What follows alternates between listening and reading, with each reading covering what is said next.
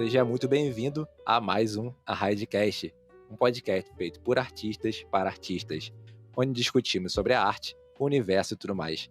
No episódio de hoje, vamos bater um papo sobre lighting, e para esse bate-papo a gente chamou aqui Abel Vargas, Lighting Artist na Animal Logic. Eu sou o Júlio de Carvalho. Eu sou o Gabriel Costa. E eu sou o Abel Vargas. Bem-vindo ao podcast. Primeira vez aqui, Abel Vargas, obrigado pela presença e por separar um tempinho para falar com a gente. Eu que agradeço vocês terem aí se adaptado ao horário canadense, que eu posso atender, então obrigado aí por ter tido essa flexibilidade. É um prazer estar aqui, eu já ouvi muito Arraidcast, em vários artistas que eu respeito muito que estão aqui, então é uma honra mesmo poder fazer parte desse host. Galera, vou começar a apresentar o Abel aqui. Segura a bomba para ver o currículo do cara. Abel Vargas tem 10 anos de experiência em efeitos visuais. Trabalhou em algumas das melhores empresas de pós-produção de cinema do mundo, como Sony Imageworks, Double Negative, Method Studios em Vancouver, Animal Logic na Austrália. Já trabalhou também como light compositor em séries de televisão, como Once Upon a Time, Arrow, Flash, sou super fã, The Get Down, entre outros filmes e live action como Velozes e Furiosos, Pantera Negra e animações como Smallfoot, Spider-Man, Into the Spider-Verse. Mano, tô no hype. A gente vive mais de hype. A produção normalmente é igual a qualquer trabalho. Eu acho que eu gosto de desglamorizar um pouco o que a gente faz, sabe? Jamais. O cara é brabo. Só de conversar aqui no podcast com a galera que trampa nesse filme, eu fico, nossa, sabe quem que eu conversei esses dias? E o cara que trampa no lugar fala que tem que desglamorizar. Não, gente, tem que glamorizar mais ainda. Eu tenho que falar pros outros. Eu entrevistei esse cara aí, ó. Tá vendo esse filme? Quando o pessoal fala assim, o filme do King Kong vai sair. Eu entrevistei a menina que trabalha lá. Não, é muito legal. Assim, eu gosto muito, né? E eu fiz muito pra estar aqui trabalhando nesses projetos, né? Assim, pra mim tem um valor muito grande. Mas, assim, uma das coisas que eu acho que é sempre importante de frisar, assim, é que a gente, qualquer artista assim, que seja dedicado, né? Eu acho que assim, a parte da dedicação, do estudo, ela é primordial, né? Ela é a base mínima para trabalhar em qualquer indústria e principalmente na nossa, que é muito competitiva, né? Mas assim, o resto é se colocar no lugar e conseguir a oportunidade, né? Então, no Brasil tem artistas excelentes, melhores que eu, que poderiam estar aqui, mas escolheram estar no Brasil ou não tiveram oportunidade ou planejamento antecipado, né, de poder chegar aqui, né? Então, eu acho que a gente faz esses projetos incríveis e quanto mais a gente faz projetos, mais a gente aprende, né? Mais a gente consegue se estabelecer nesse mercado, mas ele é baseado em artistas que em qualquer outro mercado estariam fazendo boas produções do mercado local. E eu vim para Vancouver porque eu queria trabalhar nesses projetos, né? Então, se eu tivesse em São Paulo ainda, que é onde eu estava antes de vir para cá, eu estaria trabalhando nos shows bons que tem do mercado de São Paulo, por exemplo, né? Então, o que eu falo de desglamorizar é porque eu acho que nós somos todos, assim, a partir do ponto que a gente é artistas dedicados ao estudo e ao trabalho, todo mundo teria a oportunidade de trabalhar nesses projetos. A diferença mesmo é um pouco mais de estratégia e planejamento do que a gente pensa, assim, de ser uma pessoa que tem uma cabeça diferente da nossa, sabe? Humildade, tá vendo, né, galera? Pra você tá lá, você tem que ser humilde. Veste a sandalinha da humildade. Não, cara, mas eu penso exatamente igual. Eu tá aqui nesse podcast é tipo assim, eu sou o melhor editor? Não, eu aprendi a editar um dos primeiros podcasts, eu aprendi a editar aqui, foi muito, tipo assim, lance de sorte e de estar preparado, sabe? É uma coisa assim. E dedicação, né? Você mostra interesse, você dedica. Sim. E você tem uma oportunidade. Aí eu acho que com essas três coisas você vai embora, né? Sim, você pega e você aprende na hora, e você vai, você se dedica, mas é a questão de você estar sempre, acho que, de olho aberto nas oportunidades ali. Você viu uma coisa, você tenta. Isso. Porque ninguém tá numa posição é a melhor do mundo, assim. Ninguém que tá fazendo um filme é o melhor editor de luz, composição, nada. Ele é uma pessoa que foi lá, aplicou, tentou, sei lá, tinha networking, trabalhou por trás, assim, não é o melhor. Exato, assim, mas acho que é o que eu falei, né, a partir do ponto que a gente tem uma base de artistas, assim, na nossa base artística, né, de estudo e desenvolvimento da nossa arte, aí o resto é mais correr atrás do projeto que você quer. Abel, faz uma mini introdução aí do que você fez para chegar onde você tá, a sua carreira aí, o que você fazia, como é que você começou pra gente. Olha, eu, assim, dá pra perceber pelo meu sotaque, né, que eu não sou do eixo Rio-São Paulo, eu sou de Goiânia, Goiás, e, assim, pra mim, eu sempre quis trabalhar com cinema, então, ter que sair de casa já era uma obrigação, né? Porque Goiânia não tinha esse mercado, nem de ficção, nem de cinema, nem de nada disso, né? Então, eu saí de casa muito cedo para poder estudar cinema, né? Eu fui para São Paulo, que eu queria fazer vestibular lá, mas acabou que eu fui para Curitiba, morei lá 2 anos estudando na Academia Internacional de Cinema, que era lá, né? Hoje é lá em São Paulo, e eu acho que também tem no Rio, se eu não me engano, mas o original era de Curitiba. Então, eu já fui imigrando, né? Emigrando de Goiás desde muito cedo. Então, a partir do ponto que eu já saí de casa, tive que fazer essa quebra, aí o resto foi meio que mais fácil para mim, né? No sentido do coração, né? De sair de casa. Eu acho que quando a gente já é de São Paulo, já é do Rio de Janeiro, talvez seja um pouco mais... a primeira vez que você tem que sair já é uma quebra, né? Porque você já está no mercado. Eu não sei se, assim, vocês que são do Rio, vocês podem poder falar melhor, assim, sobre a experiência de vocês e se vocês gostariam de sair ou não, né? Mas então, assim, eu planejei trabalhar com cinema a vida inteira. Eu comecei trabalhando, eu estudei cinematografia, né, fotografia para cinema na Academia Internacional de Cinema, e eu trabalhei como fotógrafo de moda e de publicidade, assistenciando também bastante, né, lógico, a carreira de fotógrafo começa na assistência, né, e aí eu comecei a entrar, porque eu fazia muita correção de cor. E eu sempre gostei muito de trabalhar com computador, né, e correção de cor. Eu fazia as minhas correções, e eu comecei a fazer correção de cor para as outras pessoas. Comecei a adicionar um pouco de motion graphics, por que não, né? Coloca um nome aqui, faz um efeitinho ali. E aí, quando eu vi, eu já estava trabalhando muito mais no computador do que no set. Eu tive uma produtora em São Paulo que chama 111, com os parceiros que são incríveis, assim, são as pessoas que mais me deram oportunidade na vida, foram essa turma, o Igor Salles, o Marcelo Presoto, o Léo Baga, são, assim, são pessoas que estão no meu coração, assim, que me conheceram. Acho que o Marcelo Presoto, ele teve um lugar especial, assim, porque ele não me conhecia mesmo, foi só entre os nossos amigos em comum. E eles me colocaram para trabalhar com cliente grande e projeto grande. Eu fui ganhando muita experiência nisso. Mas eu cheguei a um ponto que eu falei assim, cara, mas a verdade verdadeira é que eu quero trabalhar com cinema. Então, para quem já tinha saído de casa, já tinha mudado para São Paulo, para Curitiba, qual que é o próximo passo, né? Aí eu decidi vir para Vancouver. Eu falei, qual que é a escola que vai me dar esse empurrão, assim, né? Porque o visto de trabalho é muito difícil você conseguir se você não é sênior ainda, né? Aí eu vim para Vancouver Film School. Eu passei 1 ano aqui e, assim, qual a vantagem de eu ter vindo para cá na época que eu vim? É que qualquer aluno que formava tinha 1 ano de visto de trabalho depois que saía da escola. Caramba, que maneiro. Hoje essa lei não existe mais, né? Então, assim, quem vem estudar não pode ficar, que é uma pena. Então, assim, como eu já tinha experiência de trabalho, assim, honestamente, da VFS, eu aprendi pouquíssimo com os professores. Eu acho que eles têm uma infraestrutura fodida, assim, né, eles têm render farm, é uma escola cara e, tipo, grande, assim, mas a partir do ponto que você já tem experiência profissional, e muitos profissionais que vêm, gente que já vem com experiência profissional, tem uma experiência parecida, assim, né? Porque a gente acha que você vai entrar na melhor escola do mundo, mas ela é a melhor escola do mundo se você nunca mexeu com isso. E aí, se você já sabe, se você já sabe tutorial na internet, já consegue estudar sozinho, que eu acho que é uma das coisas principais que qualquer artista de efeito visual e animação, né, da nossa área tem que saber fazer, é conseguir correr atrás. Fórum, tutorial, várias fontes, né, e cada vez mais disponível essas possibilidades de aprender, né, online.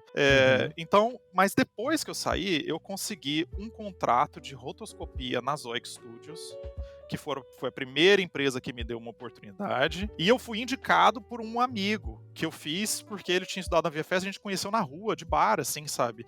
E eles não, eu acho que eles não estavam, assim, me contrata ou não me contrata, e ele foi a pessoa que me deu um empurrão, assim, lá dentro, sabe? Então, olha o tanto que, pô, networking foi importante pra mim. É um cara que eu conheci, que me achou gente fina, e ele que me empurrou pra dentro da empresa, pra me dar um primeiro contrato. E esse primeiro contrato foi uma bola de neve, porque depois eu tive esse primeiro contrato de 2 ou 3 meses, e aí eu consegui, com o meu demo reel, um internship, um estágio na Sony, que eles fazem todo verão. E é um estágio aberto para o mundo inteiro, e eles me escolheram. E assim, e aí eles me abriram uma segunda porta. Então tem sou muito agradecido à Imageworks e à Zoic, assim, por terem me aberto as primeiras portas na indústria. E a partir disso, começa a desenrolar. Eu vou sair de lá, voltei para a Zoic como compositor, já não era mais roto, porque eles já me conheciam. Aí eu fui trabalhar na Animal da Austrália, porque eu já tinha experiência de trabalhar com estéreo da Sony. Então o negócio vai desenrolando, né? Aí quando eu voltei, eu passei um ano no Brasil depois da Austrália, e falei assim, agora eu queria ver se eu consigo voltar para o Canadá.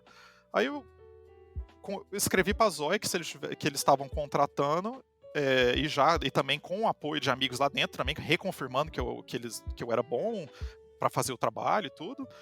Aí eles fizeram o meu visto de trabalho, eu vim para cá, e depois desse visto eu consegui, aí eu fui para trabalhar na DNEG, aí eu fiz minha residência permanente, e aí desenrolou em tudo que dá para ver do meu trabalho, assim, sabe? Eu demorei, eu acho que uns 8 anos para conseguir voltar para a Sony, e eu voltei para lá para trabalhar no Smallfoot e depois no Aranha Verso. Então, assim, minha carreira foi desenrolando. E como eu já tinha trabalhado na Austrália, na Animal Logic, eu já tinha uma entrada para trabalhar agora de volta na Animal Logic aqui de Vancouver. E vários amigos da indústria puderam me indicar lá dentro, né? Porque tudo por indicação é muito difícil de contratarem só porque você mandou um e-mail. Essa é uma parte mais triste, assim, da indústria. Eu acho que a Animal, a primeira vez que eu trabalhei na Animal foi só por e-mail, foi incrível. Porque eu achei que eles nunca iam me responder. Mas eles precisavam muito de gente. Então, eles estavam desesperados e eu queria ir para a Austrália. Foi perfeito. Mas é isso, assim. É um processo muito, muito orgânico. E agora eu estou esperando a minha cidadania canadense sair, né? Depois de 10 anos. O processo está parado só por causa da pandemia. Mas logo, logo tá aí o meu terceiro passaporte. Você tá 10 anos já aí? Eu mudei pra cá em 2011, 1º de janeiro de 2011. E Caramba. aí nesse intervalo eu passei um ano no Brasil e passei um ano na Austrália, né? Então, assim, total são 8 anos. Mas o Canadá é um país muito amigável para a imigração, né? Eu acho que eles são reconhecidos internacionalmente como um lugar que abre o braço, assim, para a imigração.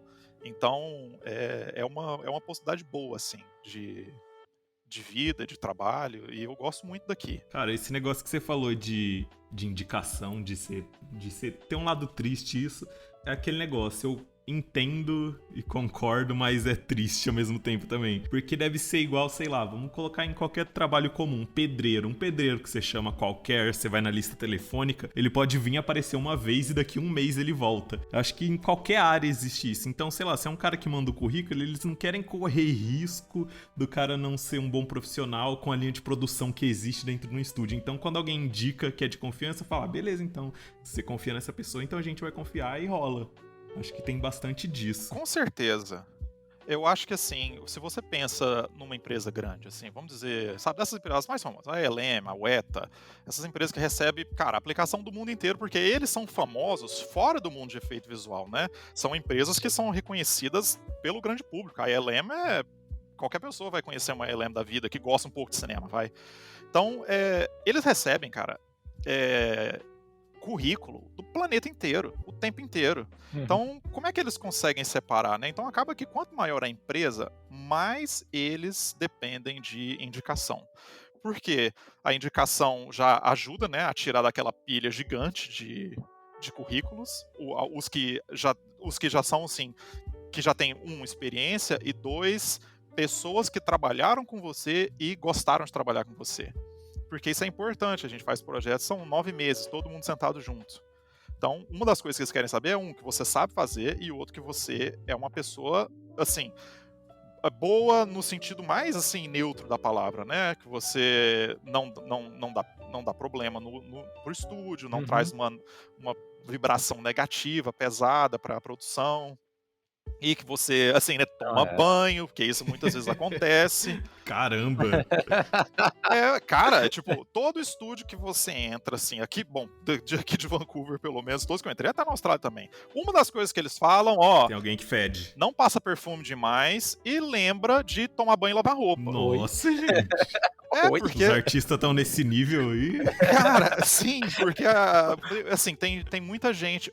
E assim, uma das coisas, por exemplo, que acontece todo mundo mora sozinho, né? Porque quase todo mundo é imigrante, né? Não mora numa casa grande, todo mundo mora em estúdio pequeno. Então, assim, às vezes você cozinha dentro da sua casa e o cheiro da comida prega na sua roupa que tá dentro do seu armário. Então, às vezes você acha que você tá normal, mas você tá com o maior cheiro de, sei lá, de qualquer tempero que você cozinhou, né? Bacon.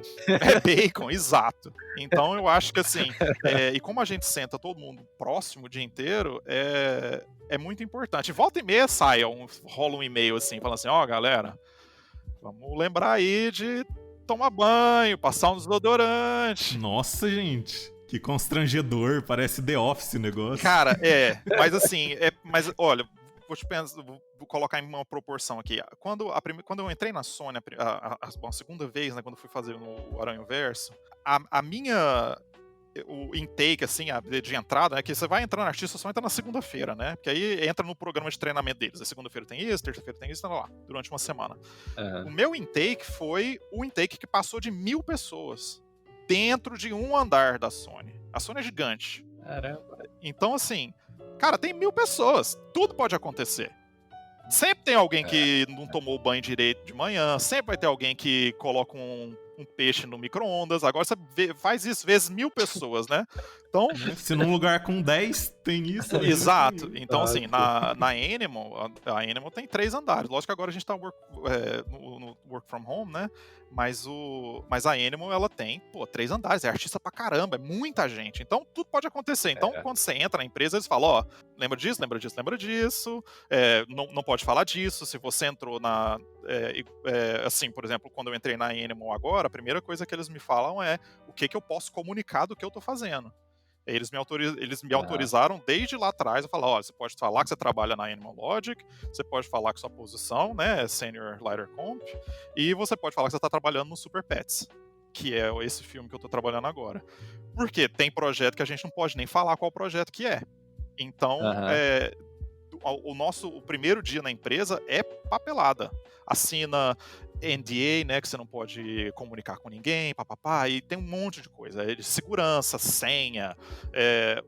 A única coisa que a gente não faz nos primeiros 2 dias é trabalhar mesmo. É tudo a papel, documento, e eles são super restrito, né? Eu acho que desde que teve aquele hack da Sony, as coisas ficaram muito mais restritas pra gente em relação à comunicação e segurança. O hack da Sony foi uma pessoa que trabalhava lá dentro, né? Foi alguém que vazou? Alguém que estava lá dentro que vazou? Assim, os Estados Unidos tentaram culpar muito, né, a Coreia, mas todos os especialistas falam que a probabilidade da Coreia ter sido envolvida nisso é extremamente pequena e que isso pode ter que na verdade isso saiu de alguém lá de dentro. Isso é análise especialistas dos Estados Unidos em tecnologia.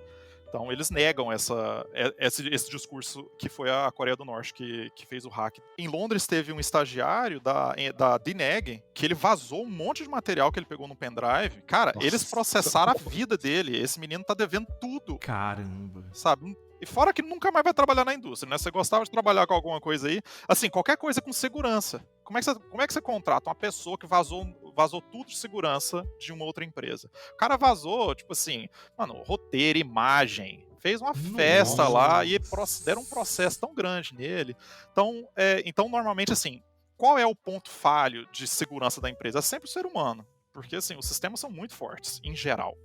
Aí o ser humano então a gente entra, então tem muita coisa de segurança. Eu lembro que quando eu trabalhei na Sony a primeira vez, quando eu era estagiário lá, a internet lá era aberta. A gente podia entrar no site, tudo, normal, podia mandar, anexar coisa em e-mail. Hoje em dia, os USBs do computador, eles são fisicamente desconectados. Eles tiram o fio. Você corta o cabo, sabe? Não pode, não encosta. Tem que mandar por Bluetooth. Né? Então, assim, a nossa... Então, isso foi uma coisa muito que impacta muito a gente agora em trabalhando de casa, né? Eles tiveram que abrir várias concessões, então a gente usa sistemas que, por exemplo, agora na minha frente eu trabalho com 3 monitores, então o monitor do meio embaixo, ele é o meu computador, é meu navegador, o chat do trabalho fica aqui, e aí eu tenho 2 monitores que são só um streaming do meu computador do trabalho. Então a gente faz e aí, assim, não dá para copiar e colar entre um e outro, dá para fazer print screen se eu quiser perder o emprego, dá. Tira foto do celular com o celular da mas tela. mas é isso, né? Então, assim, eles ficam com muito medo de alguém, tipo isso, um intern que, sabe, não tá nem aí de repente, nem tá aí pra indústria direito, sabe? Agora, pra mim, cara, eu saio na briga se alguém quiser tirar uma foto do monitor em casa, porque essa pessoa tá me atrapalhando a trabalhar de casa, porque eu gosto muito de trabalhar de casa. Então, assim, não tire isso de mim, por favor. Nossa, e se você apertar o botão print screen sem querer, pum, já apaga tudo a tela, já chega advogado na sua casa. Já paga, o FBI bate na porta. Não, mentira. Assim, cara, querendo dá pra vazar. Assim, todo sistema depende da gente ser profissional. Sim. E aí vai mais uma razão do porquê que uma indicação é tão importante. Sim.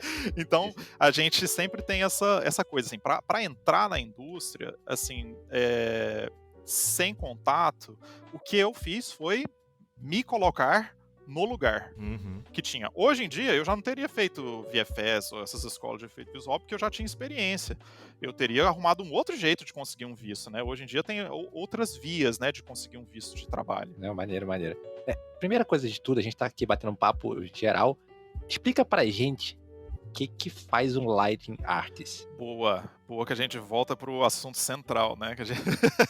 Mas é o seguinte, o que eu gosto de iluminação, e eu falei que eu trabalhei primeiro com fotografia, né, em set real, eu tenho experiência com iluminação, equipamento de iluminação, e aí a parte de iluminação, o lighting artist, ele faz exatamente o que eu fazia no set. Eu não colocava a câmera no lugar, muitas vezes, né, principalmente se eu não sou o fotógrafo principal, mas assim, o trabalho do gaffer, no caso, né, é levantar a luz, pôr uma luz ali, pôr uma luz aqui, puxar cabo e deixar tudo a iluminação do jeito que precisa ser, né? Então, no software 3D, eu faço exatamente a mesma coisa com muito mais facilidade, que eu não preciso nem colocar um tripé em pé, né? Você só coloca a luz. Então, o nosso trabalho é um trabalho de fotografia mesmo, e ele é um trabalho que é muito interpelado pela técnica e pela tecnologia.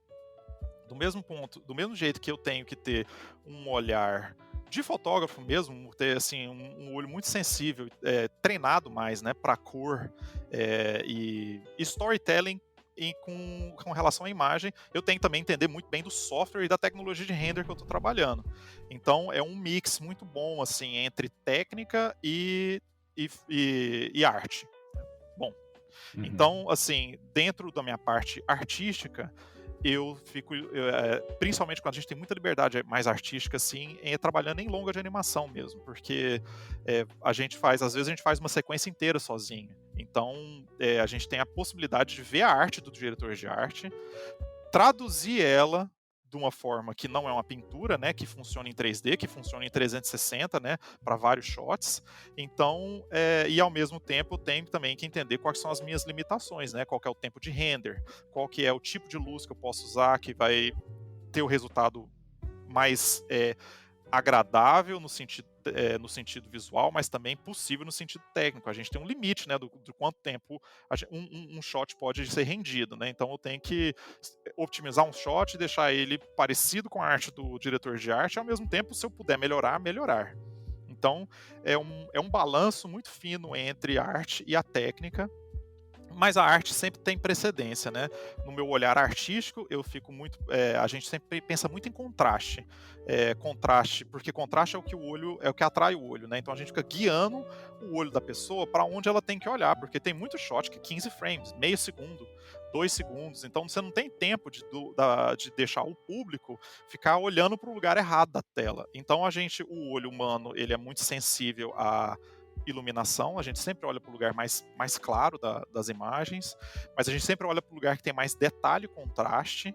E uma das coisas que também ajuda a gente a focar na questão de contraste preto e branco é contraste de cor também, né? A gente foca em contraste que tem entre vermelho e verde, dentro da cor, daquela roda de cor assim, tradicional que a gente vê de Photoshop, sabe? Então eu fico focando. E aí, bom, lógico, a gente também tem desfoque, né? A gente desfoca coisas que não são necessariamente importantes. Tem várias técnicas, né? Mas tudo isso para pintar um quadro que a pessoa vai identificar a imagem, vai identificar muito bem a silhueta, a ação do personagem, principalmente também as expressões, o olho, são coisas que são muito importantes da gente manter sempre visual e casar isso tudo num sistema que pode ser replicável, que rende o mais rápido possível, para a gente poder trabalhar com mais versões, né? Se eu faço uma cena que ela demora demais a render, às vezes eu não tenho a liberdade de mudar muita coisa, porque demora demais para render. Então a gente tem que associar, né, a parte artística ao nosso budget de tempo de render. Se outros artistas vão trabalhar comigo, então tem que preparar uma cena que é fácil de outras pessoas entrarem e começarem a trabalhar rápido. Então é sempre um balanço muito grande entre a técnica e a arte. E quanto mais experiência você tem, mais você tem que fazer setups que outras pessoas possam também usar. E principalmente os júniors. Quando você é júnior, o nosso trabalho como um junior lighter é muito mais executar.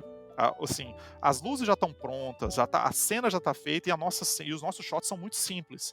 Então a gente tem que ir mais assim, beleza, tá tudo certo, tá tudo no lugar, rendeu, fez um teste, rendeu o final e mandou pro supervisor aprovar. Quando você chega num ponto de senioridade, você começa a fazer o que a gente chama de key lighting. Key lighting é você fazer a iluminação do set inteiro, fazer alguns testes de alguns shots para ver se funciona relativamente bem para vários ângulos essa iluminação que você fez. E aí esse key lighting passa para artistas seniors e mids para ser adaptado para os próprios shots. Aí você tem que começar a trabalhar de uma forma muito mais organizada e muito mais lógica, né? E é por isso que hoje em dia na nossa indústria a gente está saindo na parte de iluminação, saindo de softwares igual o Maya, o Blender e softwares que são mais gerais e indo para softwares que são especializados nos problemas de iluminação, porque antigamente o bottleneck da indústria, a parte que mais demorava para a gente conseguir realizar era a parte de iluminação. Então, como é que eles fizeram isso? Eles pegaram a lógica de Node que tem no Houdini, né, tem no Nuke, e a gente começa a trabalhar agora com um sistema nodal, procedural, de iluminação dentro dos nossos departamentos de lighting. Então, a indústria vai evoluindo muito, né? Então é muito fácil falar de software, porque para a gente software muda muito e é sempre empolgante. Mas a base de tudo é sempre uma iluminação bem feita, uma imagem agradável. E em qualquer software que você conseguir mostrar que você é competente nisso, isso se traduz para outro software. Assim, quem faz uma iluminação boa, quem está estudando isso hoje e consegue fazer uma imagem bonita, independente do software, isso é muito valioso, porque o resto é só a ferramenta que vai te ajudar a chegar nesse resultado, né? Mas, assim, o resultado tem que estar na sua cabeça, né? Como artista. Era isso que eu ia perguntar. Essa pergunta ela faz mais sentido ainda agora, porque de quais programas, quais softwares a pessoa tem que entender, dominar, porque no podcast passado, eu acho que a gente conversou sobre rigging, me fugiu o nome, como é que é o nome dele, Júlio? Wesley. Ele falou que não adianta assim, você só dominar o software. Você tem que, por exemplo, dominar software e programação, ou dominar o software e entender de animação... Tradicional?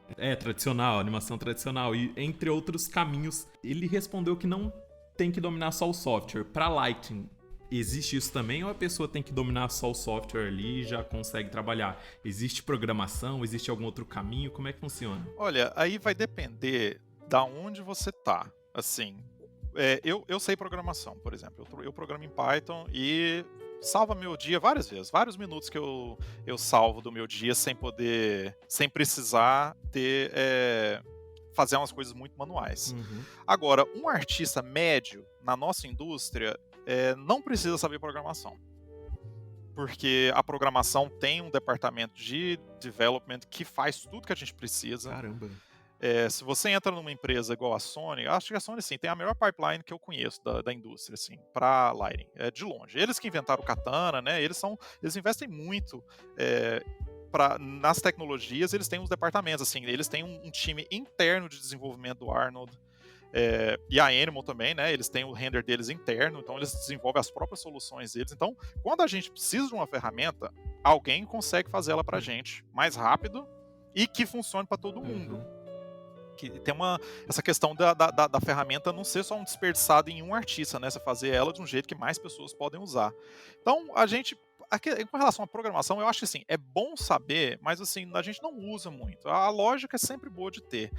Para a questão de lighting, eu acho que aí é muito mais pego na parte de artística de duas coisas, né? Na parte artística de você entender iluminação no sentido real do que é, não só a referência, né? Não só assim, aquele filme da Pixar, é saber qual é o filme que a Pixar está inspirando, qual é o tipo de coisa que eles estão querendo trazer do mundo real para o mundo digital e quais as opções de estilização que você tem em cima disso, porque várias vezes fica real demais. A gente tem que voltar atrás e falar, não, tá muito realista, não tá parecendo mais um desenho. Isso é uma coisa que vários estúdios passam, porque a nossa tecnologia é feita para fazer o render realista. E aí, a partir do ponto que você quer fazer um projeto que é mais estilizado, você tem que desconstruir um pouco essa tecnologia para ela fazer uma coisa que é mais estilizada. Então, você tem que ter uma base, eu acho que mais sólida de setup de iluminação mesmo. Como é que é uma iluminação de estúdio? Como é que os grandes mestres de iluminação fizeram, tanto na fotografia para o cinema, fotografia de moda, assim, uma das coisas que eu gosto muito de alguns artistas que, na verdade, eram mais arquitetos, porque eles têm uns renders assim, incríveis de cidade, de arquitetura em geral, sabe? Então, a partir do ponto que você tem essa biblioteca de imagem, conhecimento do que é iluminado, o que é a luz, como ela se comporta, aí eu acho que, assim, saber fazer bem, usar bem o software vai te conseguir te permitir alcançar aquela imagem que você tem na sua cabeça. E assim, você tem que saber o software o bastante para ele não estar no seu caminho. Ele não pode te atrapalhar a fazer a imagem que você quer fazer. Então, você tem que saber o software desse tanto. E normalmente é bastante, né? Para você chegar nesse conhecimento. Mas, assim, a tradução, a partir do ponto, por exemplo, que você sabe trabalhar assim, iluminação bem no Maya, cara, em uma semana, dentro de um estúdio, né? Dentro de uma estrutura de estúdio, você vai provavelmente já estar trabalhando dentro do Katana, fazendo seu primeiro render. Cara, isso é uma coisa bem engraçada, porque em vários grupos o pessoal fica, qual software é melhor? Blender, Maya, 3D Max, não sei o quê. E tipo assim, se a pessoa tem intenção de ir pra um grande estúdio, isso pouco vai importar, porque ela vai chegar lá, ela vai se deparar com uma coisa totalmente nova, pelo que eu tô entendendo de vários podcasts que a gente entrevista, porque cada estúdio tem o seu software, tem seu plugin, cada um tem o seu próprio, assim. Então, o importante mesmo é o resultado da pessoa que ela vai tirar com aquele software ali. Não ela dominar ele ou não, porque depois ela vai ter que replicar o que ela sabe fazer em outros. Com certeza. Eu acho que o mais importante é você conseguir produzir conteúdo, né, a arte que for, com eficiência, né, assim, não adianta você só ser um grande animador e você animou esses 10 segundos incríveis, mas demorou 1 ano para você fazer isso. Porque isso é uma das perguntas que eles vão fazer. Quanto tempo demorou para você fazer isso? Porque se tá muito bom, mas se demorou meses, eles querem que você faça esse muito bom na semana. Então você tem que conseguir subir o seu output, a sua capacidade de produção, para um nível que seja mais industrial, entre aspas, né? Mas sim, né, para entrar no padrão da indústria. Agora, o software, para começar, eu acho que é esse, né? Você pode escolher o software que cabe melhor na sua pipeline, pessoal, né? E de como você se sente mais confortável. Eu sempre indico a estudar os softwares que são mais padrão da indústria. Porque, assim, eu acho que uma coisa que eu acho que é um pouco de perda de tempo é artista discutindo com artista qual software é melhor, porque todo software faz resultado bom. Eu acho que o trabalho do software, da empresa que faz o software, é convencer as empresas que o software deles é o melhor, entendeu? Porque a partir disso que a gente tem a adoção, né? Uma coisa assim, que estudante tem que fazer para se preparar para ser um lighting artist? O que ele tem que fazer? O que ele tem que aprender? Eu acho que quem está começando precisa saber um software bem, pode escolher. Eu indico, pessoalmente, você saber o Maya, porque o Maya, na nossa indústria, ele é o denominador comum. E assim, tem muita gente que ama o Blender, eu acho o Blender um bom software também, mas se você for dedicar para aprender um software do zero, novo, eu acho que você tem mais retorno financeiro imediato se você aprender o software que a indústria usa, né? Então o Maya, por mais que ele tenha limitações, ele ainda é o software da indústria. E assim, entre um júnior que sabe muito bem o Blender e o júnior que sabe muito bem o Maya, a empresa que usa o Maya vai contratar o que usa o Maya. Então eu acho que ele, como quesito de desempate, é bom você saber a ferramenta que a indústria usa, né? A parte de comp é o Nuke. Você pode ser excelente compositor no After Effects, você pode ser excelente compositor no Flame. Agora, a indústria inteira usa o Nuke. Então, por que não já estudar o software que todo mundo usa? E agora, se essas empresas vão vão perder o mercado, assim, a gente sempre tem essa conversa, o Blender está crescendo muito, é verdade, o Blender está crescendo muito e é um software muito bom, uma interface de usuário muito intuitiva, mas eu acho que o trabalho é da Blender Foundation investir em convencer as empresas a trocar para o Blender, porque a briga entre artistas, ela não tem... vira time de futebol, Sim. né? E assim, então eu nunca entro nessas coisas, porque eu falo assim, gente, é o seguinte, a indústria usa Maya e Nuke. Se o Blender começar a ser usado por todo mundo, eu vou aprender o Blender também, não tem problema nenhum. Agora, por exemplo, agora a gente tem essa onda inteira de trabalhar com Unreal, né? Com Real Time Render Engine, essa de game. Sim. Cara, a partir do ponto que eu precisar aprender Unreal, e eu já estudo Unreal paralelo, eu não tenho problema nenhum, vou estudar qualquer software. Porque o que eu preciso fazer é iluminação. E o software, ele é só o meu intermediário para o resultado. Então eu acho que essa é a mentalidade que a gente tem que ter. Então você sabe, um software bom, uma ferramenta de render boa, né? Assim e lógico, o Maya já vem com o Arnold, que é uma ferramenta muito bem usada, mas se quiser aprender o Renderman, se quiser aprender qualquer um, fica à vontade. Agora, produzir imagens que são bonitas e mostrar sua referência. Porque não adianta você só fazer uma imagem. Muitas vezes dentro de um estúdio, eles querem saber se você consegue não só fazer uma imagem bonita, mas baseada numa referência.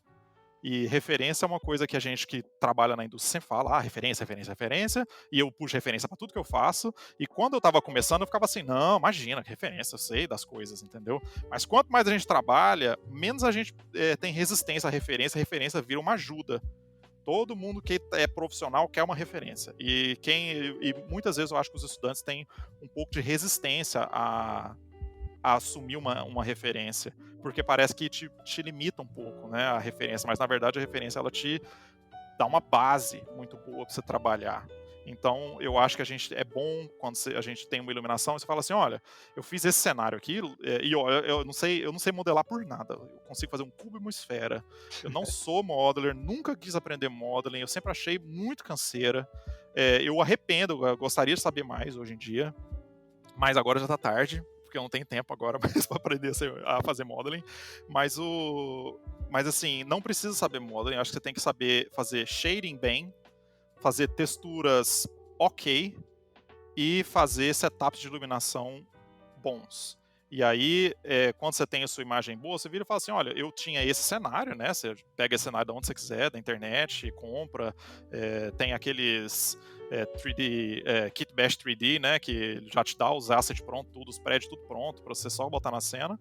Você faz isso bem, mostra e fala qual é a sua referência. Olha, minha referência era essa cena aqui do Apocalipse Now.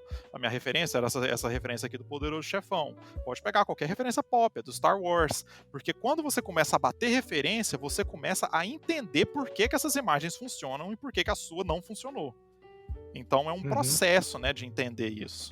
Você tá falando de referência e isso já puxa a nossa outra pergunta de quais as skills necessárias para uma pessoa ser um bom lighting artist. Porque, assim, não é uma coisa comum, assim, igual rigging, assim, ninguém entra, assim, fala ninguém, assim, generalizando. Nossa, vou fazer rigging, eu vou fazer a luz.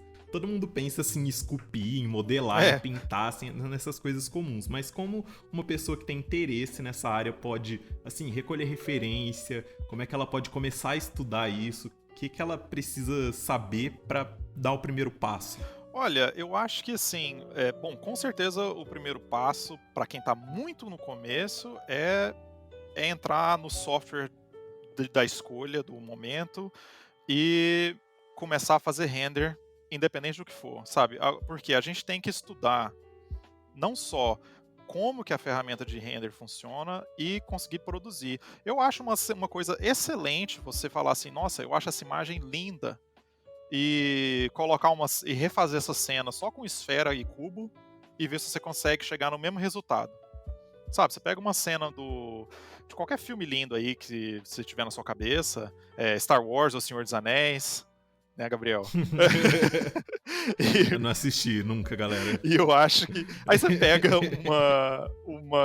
uma cena de um filme que você gosta muito, reproduz ela espacialmente com esfera e cubo e tenta refazer essa iluminação. Só para entender o que é um rim light, o que é uma iluminação de 3 pontos, entendeu? Que é o básico. Eu gosto muito de falar de arte, né? Eu tenho até uns vídeos que eu coloquei no YouTube falando de artistas que eu gosto. Mas assim, se você pega... Eu acho que assim, iluminação dá para você estudar com qualquer livro de fotografia, qualquer conteúdo que fala para um fotógrafo do mundo real, isso serve muito pra gente no 3D. Eu acho que um artista que quer fazer 3D, ele tem que saber de fotografia, ele tem que entender o que é um setup de iluminação e reproduzir ele no set. Então você pega uma foto bonita de uma modelo, pega um modelo 3D aí de uma pessoa e fala, vou reproduzir essa foto desse estúdio. E aí você começa a internalizar o que é o processo de iluminação. E eu acho que uma das coisas para pensar também é sempre fazer uma coisa que a câmera, pelo menos, seja animada. Um dos problemas que a gente tem que resolver o tempo inteiro é problema de render. E problema de render só acontece mesmo quando você está animando uma sequência de imagens, quando a câmera está movimentando. É aí que você percebe que tem muito ruído na imagem, que você precisa melhorar os seus settings de render e balancear entre qualidade e o tempo que esse render está demorando. Que isso é a minha vida. Todo dia eu tenho que pensar nisso. Beleza, essa luz aqui tá ótima, mas tá com muito grão. Vou subir o sampling dessa luz aqui para ela ficar mais limpa. Mas agora o meu render passou de 1 hora para 4 horas. Será que isso vale a pena? Entendeu? Então, tem sempre esse jogo. E com um render de 10 frames, você consegue começar a reparar em problemas de animação, né? De cenas, e não só de frames. Porque se você faz uma imagem de um frame só, tudo você corrige no Photoshop sem problema. Agora, quando você rende uma cena, um movimento de câmera mais complexo, não dá pra roubar muito, entendeu? E isso é uma coisa boa de mostrar pros estúdios, porque se você sabe iluminar para uma cena em movimento, você já tem um skill e já passou pelos perrengues do que é render uma animação. Então eu acho que tem muito a ver entre você saber o software, entender a ferramenta de render e sempre baseado na iluminação real, seja de estúdio, seja de filmes.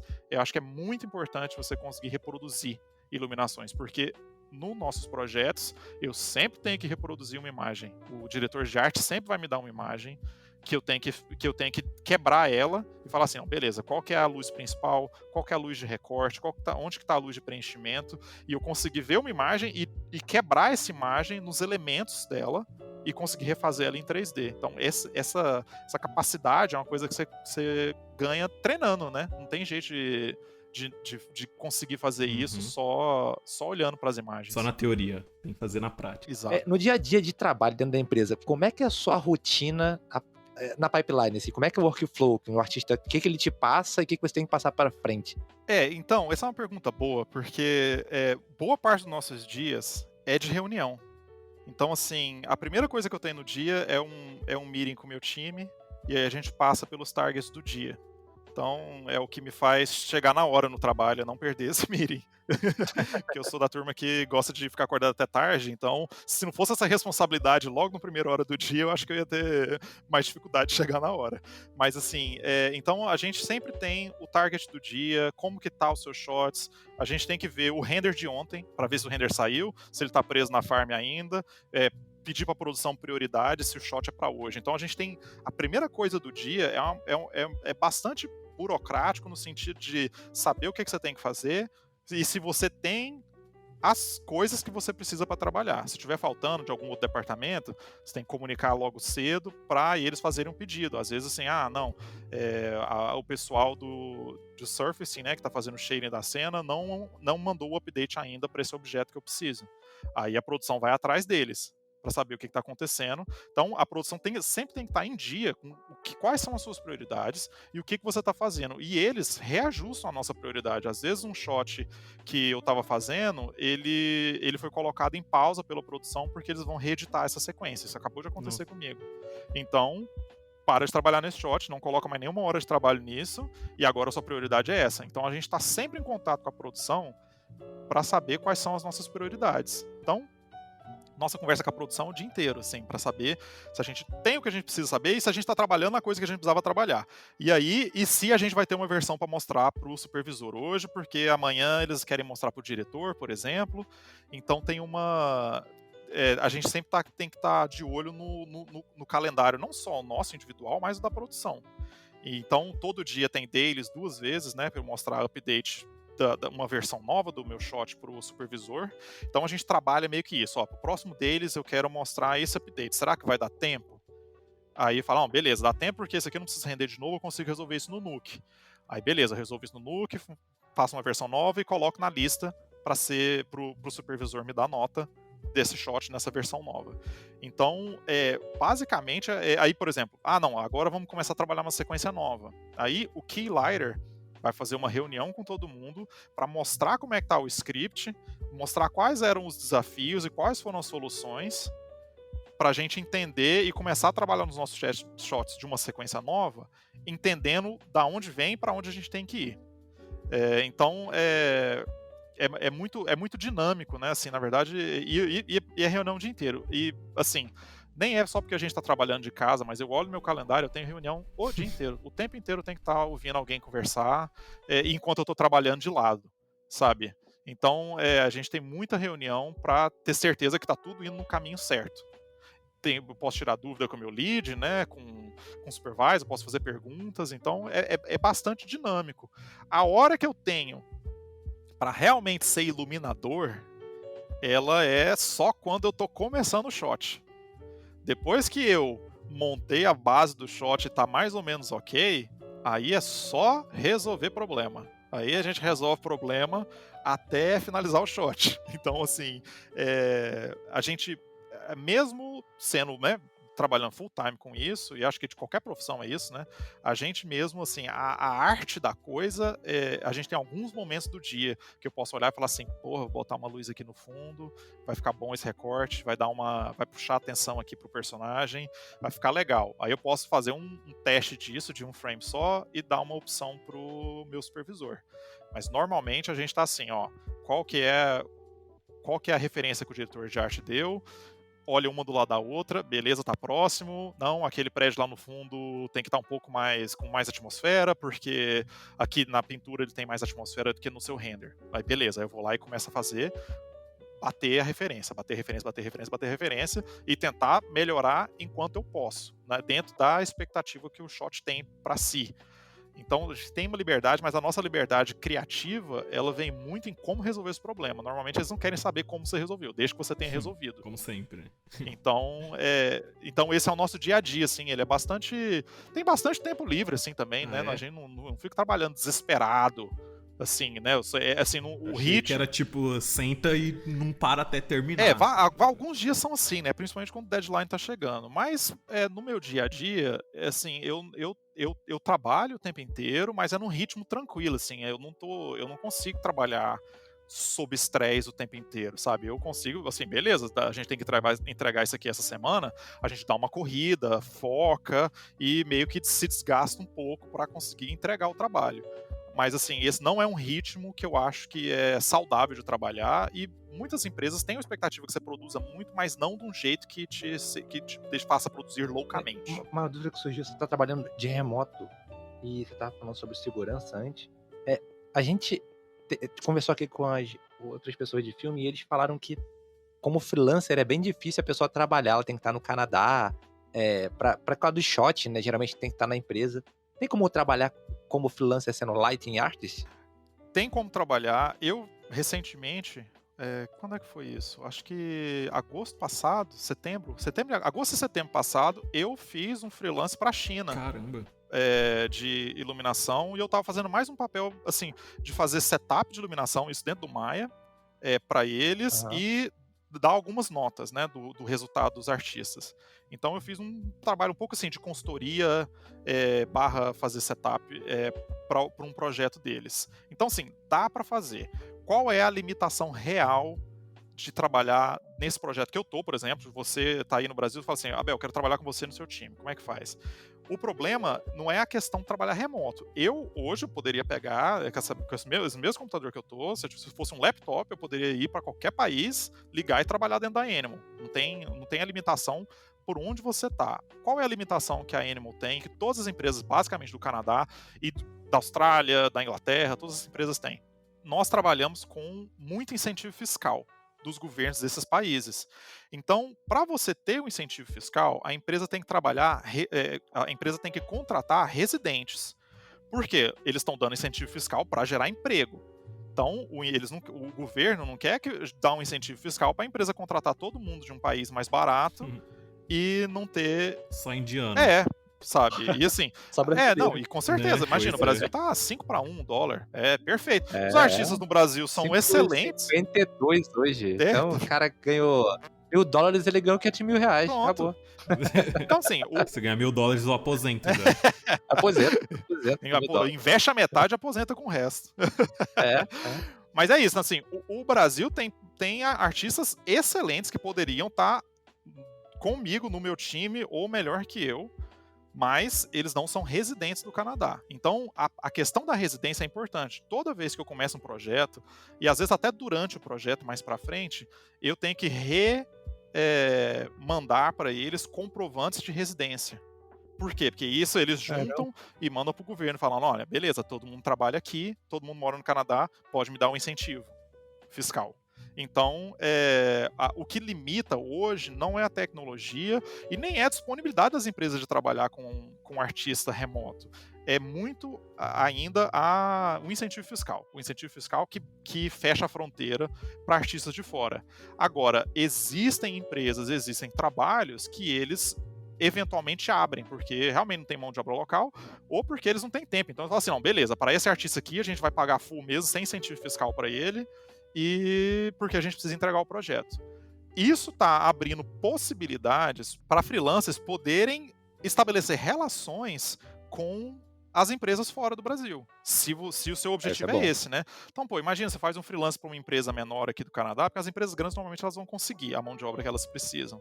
Mas às vezes não tem uma empresa média que você faz um freelance, faz 2 freelancers, gostam de você, de repente um dia eles podem falar assim, o que você acha de vir para cá? Você mostra interesse, fala assim, olha, se vocês tiverem possibilidade de fazer meu visto, eu gostaria de mudar para o Canadá. Então, com o tempo, às vezes você consegue. Tem várias empresas que ainda trazem gente para cá, para o Canadá. Eu conheço pelo menos 2 pessoas que recentemente estão mudando para cá. Por quê? São artistas seniors, com um demo reel pesado, e a empresa virou e falou assim, beleza, vale a pena trazer essa pessoa para cá. Para quem é júnior, eu acho que assim, é muito mais importante focar em elevar a qualidade do seu trabalho, para você conseguir chegar numa posição de senioridade e conseguir migrar. Isso dependendo de um visto de trabalho. Uma segunda coisa que eu acho que é importante é, se você quer mudar do Brasil para trabalhar com o mercado de fora, a primeira coisa é decidir quais os países que te interessam. Porque, assim, tem muitos países que você pode morar, muitos países que dá para trabalhar com efeito visual e projetos grandes, né? Tem Austrália, Canadá, Estados Unidos, na União Europeia tem vários, a Alemanha tem fazem projetos gigantes, a Inglaterra, quem mais? A Espanha, a França. Então tem alguns lugares. Agora, você tem que escolher poucos, porque é muita burocracia para todos esses lugares. Então, você tem que diminuir a quantidade de burocracia que você tem que fazer. Então, se você decide entre 1 ou 2 países, que são possibilidades boas, você só tem que aprender a lei de imigração de 2 lugares, e não de 10. né? Se você quiser ir para Singapura, Nova Zelândia, né? Tem vários lugares para trabalhar com efeito visual. Então, eu acho que se você é júnior e quer sair em breve do Brasil, é muito mais importante você continuar trabalhando no seu portfólio, porque você vai precisar dele de qualquer jeito, e você investigar quais são as suas possibilidades de imigração e trabalhar para imigrar por fora, seja, sabe, fazendo uma escola, igual eu fiz, mesmo que a escola não te dê tanto retorno, mas te dê o visto para trabalhar, que isso é importante.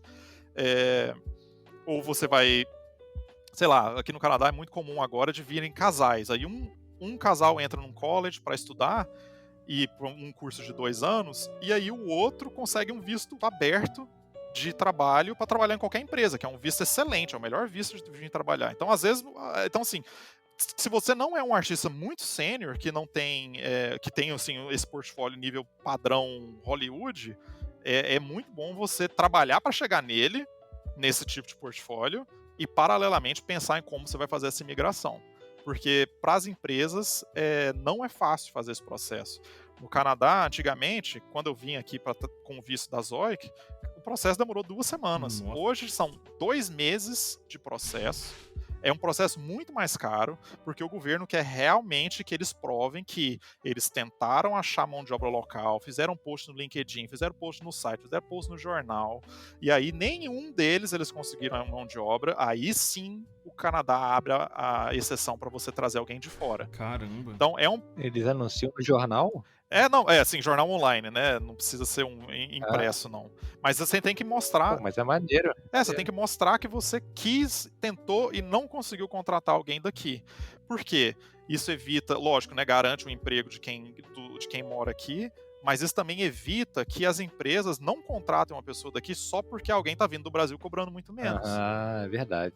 Entendeu? E aí atrapalha o mercado inteiro, porque aí abaixa o salário de todo mundo, né? Se você vem com a expectativa de quem ganha real ganhar em dólar, pô, você faz a conversão, você fala assim, nossa senhora, Putz, é o ótimo. cara dá $10 por mês, o brasileiro vai nadando até lá. Então é isso, né? Então a questão de quem tá começando mesmo cara, foca na arte, faz essa arte ficar boa e, assim, não fica com muita esperança que se você for aplicando para essas empresas como um artista júnior sem experiência, é muito difícil, Eu, assim, não vou falar que é impossível, mas é muito difícil. Então, é melhor você correr atrás de migrar de outras formas para o mercado que você interessa em trabalhar. Eu fiz isso, vim para o Canadá. Vim para Vancouver, especificamente. Hoje em dia, tem muito espaço para trabalho em Montreal. Na época que eu vim para cá, Montreal nem tinha muita coisa. Então, esse é meio dinâmico, né? Vão crescendo novos polos, novas possibilidades. Alguns polos enfraquecem. Acho que a Inglaterra agora, com o Brexit, eu não sei nem como vai ficar a questão dos trabalhos de efeito visual lá. Então a gente tem a coisa relativamente dinâmica, né? Os ciclos são maiores, né? Vamos dizer que é um ciclo de 5, 10 anos para esses polos crescerem e caírem ou estabilizarem. Então eu acho que dá para fazer um plano bom, dá para fazer um plano de médio prazo aí para você vir, mas tem que correr atrás por si também, sabe? Uma coisa que eu falo facilita a vida do recruiter, porque se ele tiver que trabalhar menos para te contratar, ele vai te contratar.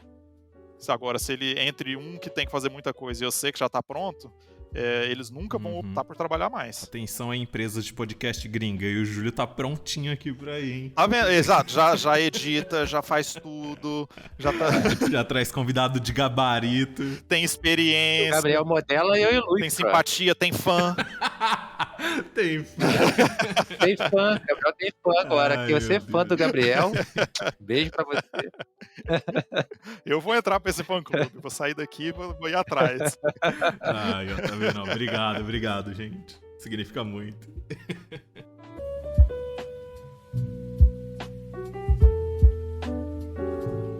Vamos falar, você abriu aí o leque, vamos falar um pouco de imigração.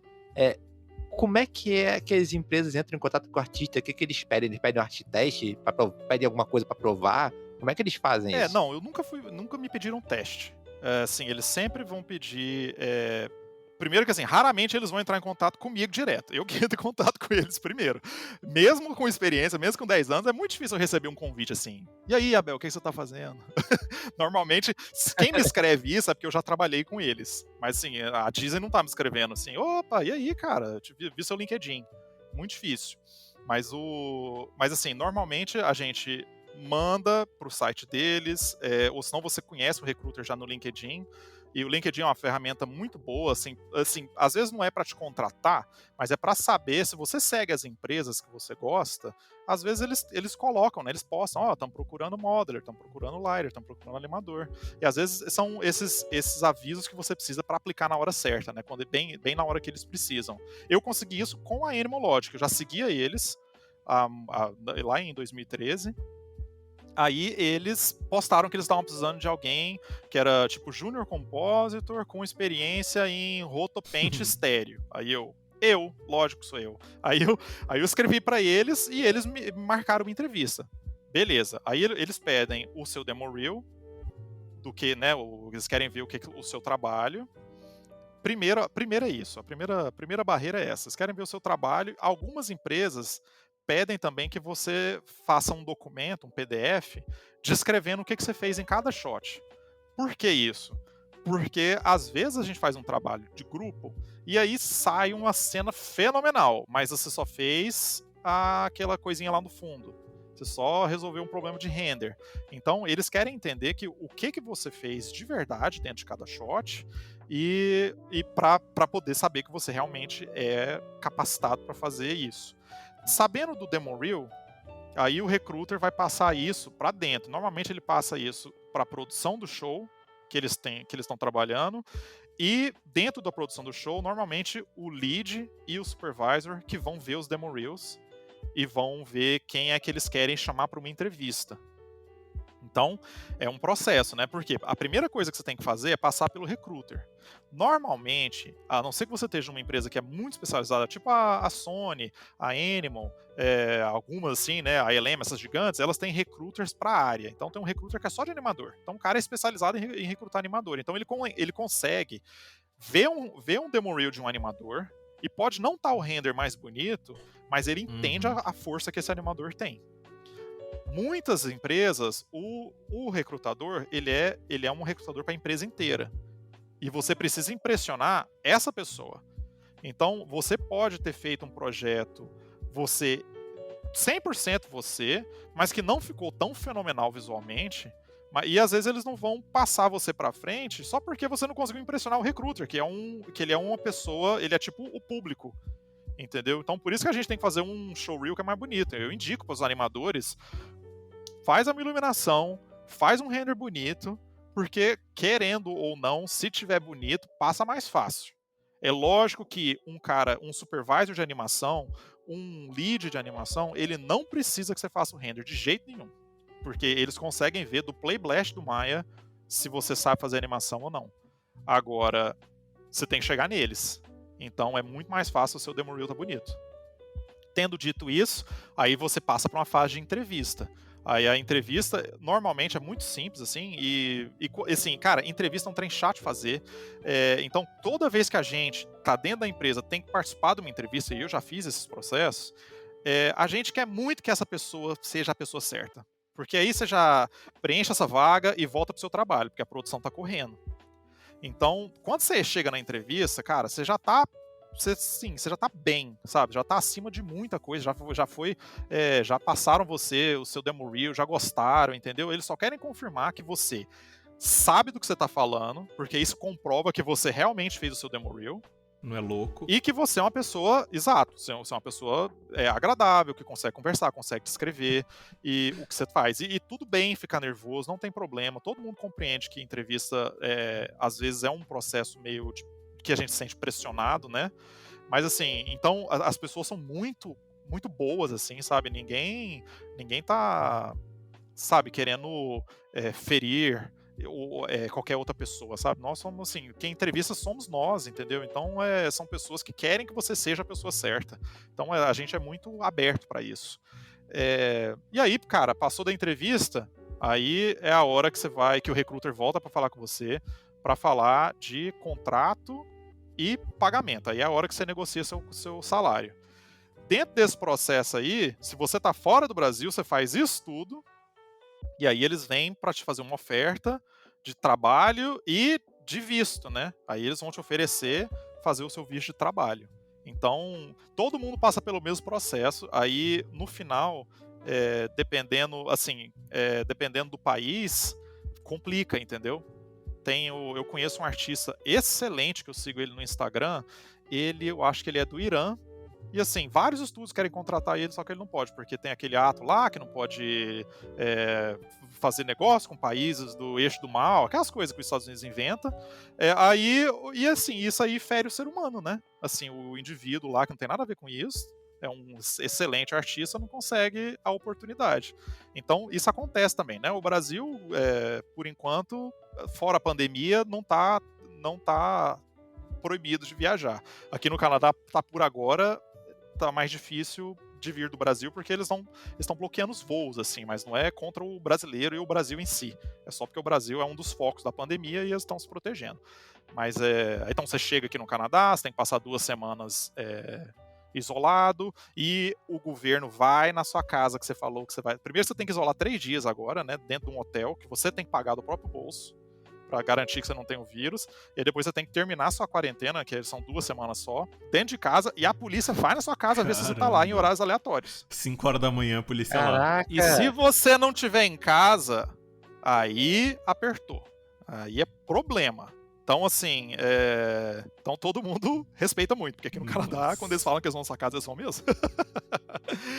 Então, assim, o que eu tava falando, assim, é que o processo é muito parecido para todo mundo, e agora tá muito parecido, porque agora a gente não vai nem no estúdio fazer entrevista, né? Tudo entrevista online mesmo, então, tipo, se você tá no Brasil, se você não tá no Brasil, não faz diferença. Só tem que estar acordado no horário certo da reunião, dependendo do horário do dia, ou da noite, que é para você, né?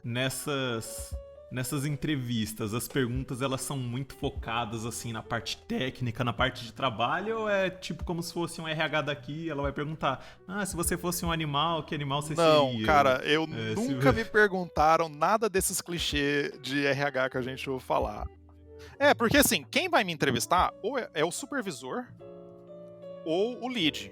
Então são artistas. Então você conversa de igual para igual. Assim, lógico, ele é seu chefe, né? Você tá entrevistando com o seu chefe. Mas são pessoas que têm o mesmo background que você. Então, qual que é o padrão de uma entrevista? A primeira coisa, eles vão dar play no seu demo reel e você tá aberto a falar do seu demo reel. Perguntas comuns. Eles vão perguntar qual que é o seu shot favorito e por quê, né? Eles podem perguntar assim, qual que é o shot que mais te deu trabalho, como que você resolveu esse problema, que eles querem entender, ou fala assim, se não tem um shot com muito problema, então fala aí de como que, de alguma situação, né, de produção que você já passou, que você conseguiu, sabe, ir além e para resolver algum problema. Então, assim, eles querem mesmo que você fale do seu shot e você fale com propriedade. Então, por isso que é importante você fazer mesmo o seu shot, aprender mesmo. Porque se você fala com, assim, né, com a naturalidade que é de quem fez, a gente que faz também sabe, entendeu? Não tem como você enganar um profissional que sabe do que tá falando, porque sem você saber o que você tá falando. Então, quando você consegue conversar de igual para igual, esse é o ponto que você quer estar dentro de uma entrevista, né? Você consegue responder sobre o seu demo reel, sobre a sua carreira, né? Sobre o que você gosta de fazer. E as coisas são muito naturais, assim. Todas as entrevistas que eu passo parecem uma conversa, tipo, normal, de amigo, sabe? Porque aí, às vezes, o supervisor que tá te entrevistando interessa. Por exemplo, quando eu tava entrevistando para vir pra Animal, ele me perguntou, né, de como eu comecei, e eu falei, né, que eu comecei em set, não sei o quê, e ele achou o máximo. Ele falou assim, nossa, pouca gente tem experiência de set, né, na nossa área. Ele me perguntou o que eu achava de trabalhar no set, o que eu acho de diferente entre trabalhar no set e em 3D, assim, ele ficou interessado só no assunto, sabe? E aí, quando você tem uma conversa que amigável com a pessoa, e você mostra que você sabe o que você tá falando, tá ótimo, entendeu? Assim, você convenceu com a pessoa, porque o demo reel você já tem, depois você conversou como quem sabe, e sabe dar uma base do que você, da sua experiência, é muito natural que você vai ser contratado. É muito difícil você não ser contratado se você consegue ter esse tipo de performance dentro de uma entrevista. Lógico, assim, eu nunca senti pressão de fazer entrevista. Eu não tenho muito esse medo, sabe, esse nervosismo pra entrevista, muito pouco, assim. Normalmente, Uhum. assim, eu entro pra conversar com meus amigos sobre o meu trabalho. Essa é a minha sensação que eu tenho, sabe? Uhum. Então, mas eu entendo que muita gente fica nervoso e isso pode atrapalhar a sua performance. Agora, se você é uma pessoa que fica nervoso na entrevista, pode ficar tranquilo que do outro lado tem pessoas que entendem o que, que é isso, sabe? Então, não tem problema ficar nervoso. Mas, assim, a questão que eu tô falando mais é saber falar do que você faz, saber falar das suas soluções e tá aberto para falar da sua experiência, assim. Não tem muito segredo. Agora, as perguntas são essas mesmo, né? Ver seu demo reel, ver qual shot você gostou, qual shot você teve mais desafios, conta alguma história aí de algum desafio que você já teve, que você teve que ir above and beyond para provar, para salvar o shot, salvar o dia. E tudo bem se você não tem, entendeu? Várias vezes eles já me perguntaram, onde que foi isso? Ah, bom, quando eu fui para DNEG, eu tava com o meu demo reel, que era muito de compositing, da Zoic, que eu tava trabalhando com só show de televisão. E show de televisão é um ritmo louco, não é filme. Assim, eu várias vezes eu tive que, assim, como qualquer trabalho que a gente faz também no Brasil, você sai de madrugada porque o trem tem que ir pra televisão no outro dia. Então, Uhum. eles me perguntaram lá na DNEG. Tava uma artist manager e a recruiter. E a Artist Manager, ela é uma pessoa que veio da Comp também. Então, ela lentamente transitou para esse papel de management do departamento de Comp, no caso dessa entrevista. Uhum. Então, eles falaram assim, qual que é o shot que você mais gosta do seu Demon Reel? Aí eu virei e falei assim, cara, eu não gosto de nenhum shot do meu Demon Reel. Falei assim, esses shots... eu fui honesto, porque eu não vou ficar... Porque assim, na minha cabeça, eu falei assim, eu não vou falar que eu gosto de algum shot aqui, ela vai olhar e falar assim, porra, mas esse shot é bem bosta, né? Então assim, parece que eu não tenho senso crítico. Aí eu falei, olha, é o seguinte, nenhum desses shots que eu fiz, eu consegui trabalhar o bastante neles, porque todos eles vêm com deadline muito apertado. Alguns desses shots, eu recebi ele 10 da manhã, eu tinha que entregar 2 horas da tarde. Então assim... Eles estão. Caramba. Tem vários dias que o aperto é esse, assim, não dá tempo pra você fazer 2 renders, sabe? Então, quando eu coloco esses shots no Demo Reel, eles são os melhores que eu tive pra pôr. Entendeu? Porque quem acaba com o nosso shot é o prazo. Porque toda vez que eu recebo um shot novo, eu falo assim, caralho, esse aqui vai ficar animal. Aí, quando eu descubro que eu tenho que entregar no fim do dia, eu falo assim, não, ele vai ficar do dia que ele ficar.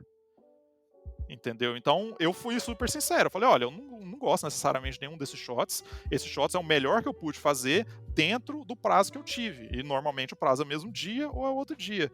Então, eu tenho shots que eu acho que ficaram bons baseados nisso, né? Aí eu falei, olha, esse shot aqui, esse shot eu tive que resolver desse jeito.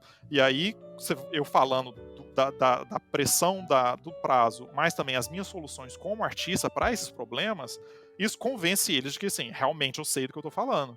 Agora, eu não tinha um shot de um filme grande, cheio de efeito especial, que tem vários departamentos me dando auxílio para falar que, para ver um shot bonito, porque, assim, às vezes a gente vê esses shots, assim, gigante do filme do Avengers, individualmente pro artista, dá menos trabalho do que fazer um shot de televisão. Porque quando eu tô fazendo comp pra televisão, eu não tenho um departamento de FX fudido, fazendo uns negócios incríveis pra mim. Eu não tenho, sabe, uma galera que teve muito tempo pra fazer o render, porque normalmente não tem. A gente se coloca 30 renders na farm num dia. Então, como é que você vê se deu certo? Normalmente quem fala que deu errado num ambiente de trabalho de televisão pro artista de iluminação é o compositor, que pegou, viu que o render tá todo quebrado. Aí fala assim, meu, tá tudo quebrado. Aí fala, cara, então vou botar de novo na farm, então, peraí. Então a gente trabalha nessa pressão de entrega, né? Agora, quando eu saí de televisão pra cinema, aí eu tive finalmente a oportunidade de finalizar um shot do jeito que eu achava. Os shots que eu trabalhei no Velozes e Furiosos, assim, eu cheguei num ponto que eu falei assim, cara, eu não quero botar mais uma fagulha, nenhuma explosão. Tá tudo que eu queria estar nesse shot, tá no shot. entendeu? Então, e foi uma das primeiras vezes que eu pude fazer isso. E aí, quando eu entrei mais pra filme mesmo, aí eu tive muito mais liberdade para realmente finalizar um shot. Aí eu tenho shots no meu demo reel, que são shots que eu tive possibilidade de terminar. Se você ver o meu demo reel de comp, ainda tem várias coisas lá de Once Upon a Time e Arrow, porque eu comecei a fazer muito mais iluminação, né? Então eu parei de atualizar aquele demo reel. Então ali ainda tem shots que eu finalizei e shots que quem finalizou foi o prazo por mim. Então tem essas coisas, sabe? Então, assim, não precisa ter um demo reel maravilhoso, mas precisa saber falar do demo reel. Tô só voltando pro nosso ponto da nossa conversa. Eu vou falar, a minha esposa é viciada em Arrow, Flash, e quando eu acabar aqui eu vou falar com ela. Sabe com o que eu falei? Cara, eu trabalhei nas 2 primeiras temporadas do Arrow e eu adorava o show. Muito maneiro. Foi muito bom. Nossa. E eu trabalhei... E esse ator, o ator do Arrow é muito maneiro, cara. O cara é muito Sim, maneiro. ele é muito bom. E eu trabalhei também as 2 primeiras temporadas de Once Upon a Time. E eu gosto muito dessa série. Eu achei que eu não ia gostar, porque assim, eu vi Once Upon a Time e eu falei assim, fada Disney não me interessa. Mas as 2 primeiras temporadas são muito boas. Aí depois começa a virar mais novela. Aí vira uma novelona mesmo, aí eu parei de assistir. Mas assim, foi sempre muito bacana trabalhar nesses projetos também. Once Upon a Time foi a minha universidade de fundo verde. Porque aquela série inteira feita dentro do estúdio de fundo verde. E aí eles têm poucas coisas no set, a gente vai substituindo, o resto é tudo 3D. Então, cara, assim, eu sou muito bom de remover fundo verde, manter detalhe de cabelo, essas coisas, porque eu passei na Once Upon a Time University, assim, sabe? Eu, tipo, formei em fazer fundo verde nesse show. E foi engraçado, porque quando eu fui pro Pantera Negra, isso já tava na meta, já depois da Nineg, eu lembro que eles viram que eu era bom de fazer isso, aí eu comecei a receber vários shots que estavam quase finalizados, e eles falaram assim, tem como você fazer um upgrade aqui no green screen desses artistas? Então eu comecei a refazer green screen de outros artistas, artista mídia, artista sênior, porque eu era da turma do fundo verde, eu sei fazer isso pra caramba, porque eu fiz muitas horas de voo em fundo verde. Tem moral, então. É pra fundo verde, no mínimo. Agora, quando essas produções aí, virtual production, né, que eles estão tirando os fundo verde do set, aí acabou, tá vendo? Tá acabando a minha especialização de compositing. Então, ouvinte, se você tá se especializando em fundo verde, para já, hein? Troca. Fica de olho em virtual production.